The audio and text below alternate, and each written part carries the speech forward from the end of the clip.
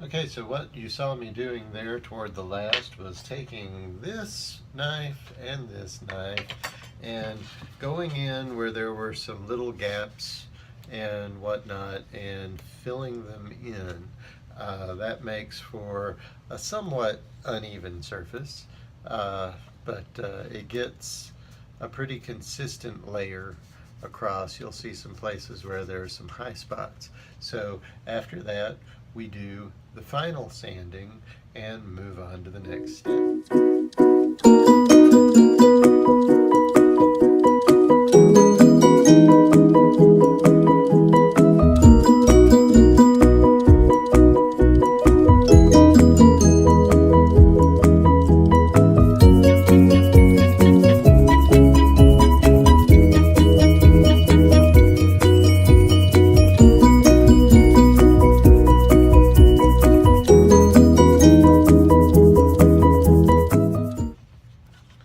So now that we're done with that, we've got the rough sanding on our surface all done. That's what I should have said when I said the final sanding before.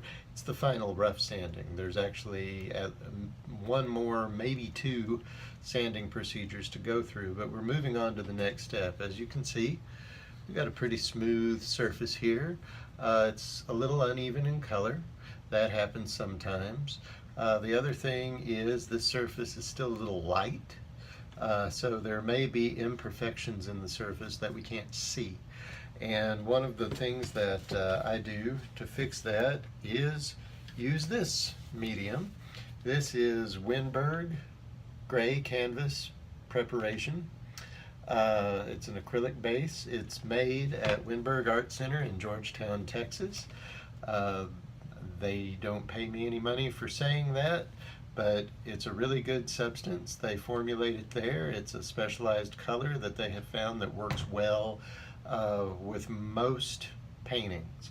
This neutral gray is good. You lose the glare of the white. It covers pretty easily unless you're using really thin, transparent light colors, and it has a really good shelf life. This is about a year old. I use it to prepare all of my canvases. As you can see, the lid is a little bit stuck. It's just a nice gray color. It's pretty good, smooth consistency. And one thing you want to do before you use it, if you have an older container of it sitting around, if you see any of this stringy stuff around the top, you want to kind of pick that off because you don't want that to make it into the surface of your painting. You don't want to have to sand that off. As I said, this is an acrylic base that they tint. It's got some other stuff in it. And one of the things that I have noticed is that while it does have a little bit of marble dust similar to the modeling paste that gives it a nice toothy surface to paint over, it also has some sort of agent in it so that when you sand it down, it gets really, really slick. I'm talking mirror slick.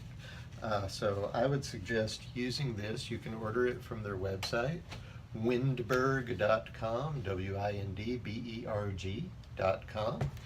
And Mr. Winberg is 85 years old. If you're not aware of his work, he's still going strong. I would suggest that you look him up. He and his son Mike still teach art lessons regularly at the Art Center there in Georgetown, Texas. And if you're interested in painting or interested in taking your paintings to the next level, I would suggest that you give them a call and attend one of their workshops. They share their knowledge so easily, so effortlessly. It's like nothing is a secret. And that's rare in the art world. They want you to learn. They want to push you to do the best that you possibly can. And you don't have to worry about whether or not you think you paint on a professional or a beginner level. You will learn something from them. And so, yeah, look them up. And we will move on to the next step now here. You apply this with a sponge brush. Just one of these simple sponge brushes that you can get at Home Depot, Hobby Lobby, any place like that. And it goes on similarly to the same way we put the other acrylic on. Go one way and then the other until you get a good coating.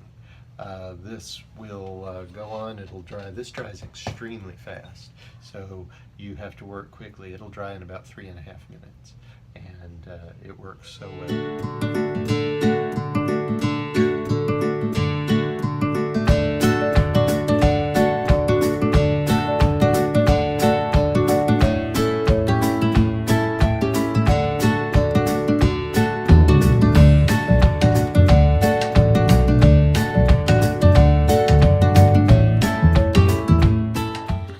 One of the things I said was that this dries really fast. If you just watched that time-lapse video, you'll saw that I turned this around and did the second coat without even having to wait. And as this dries, the canvas starts making this sort of singing noise. See if you can hear it.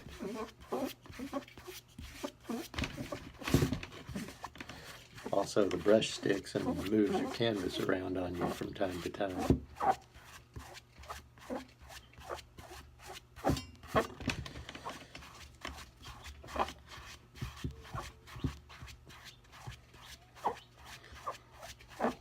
Okay, that's about it for that.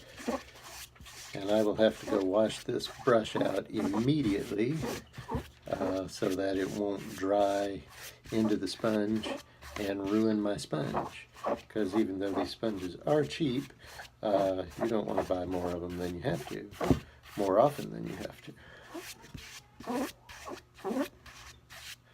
So there's that. And I had also told y'all that it would gum these up. And you can see there, I got to rinse that out pretty quickly as well. So now you can see the somewhat finished product. If you can look at this, you'll see that there are still some kind of streaks on it where the sponge brush leaves sort of a toothy look to it. And eventually we want to get all of that out of it. But you'll see that overall, it's pretty flat, pretty smooth. And now we're about to fix it.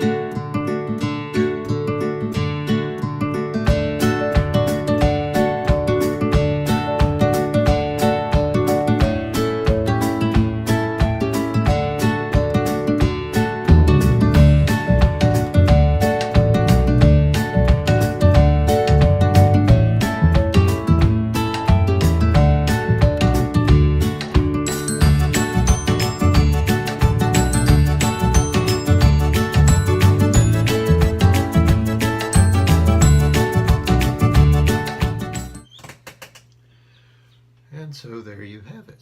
Pretty much the whole thing is now sanded down. It is flat. There's still some areas where the sanding kind of catches the light, but you see how that is smooth and glassy, and that's what we want. The next step in the process, of course, is first you want to try to take this out. This fit really tightly. I struggled with it a little bit. And then we will peel off our tape and keep our fingers crossed that we don't damage the edges as we do that.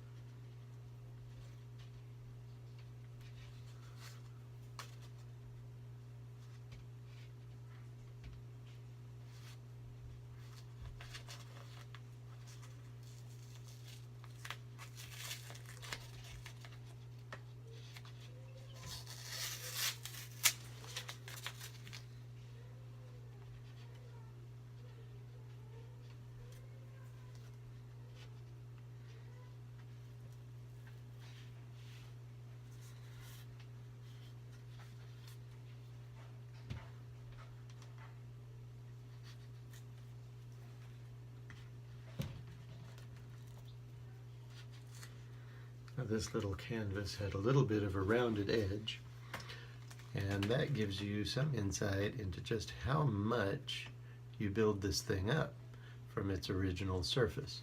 Now I will probably go back in and do some light sanding along this edge so that it doesn't have this rough or kind of harsh and coarse look to it, but it blends right in with the canvas.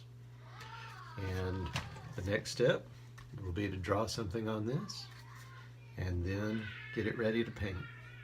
So I look forward to sharing that with all of you.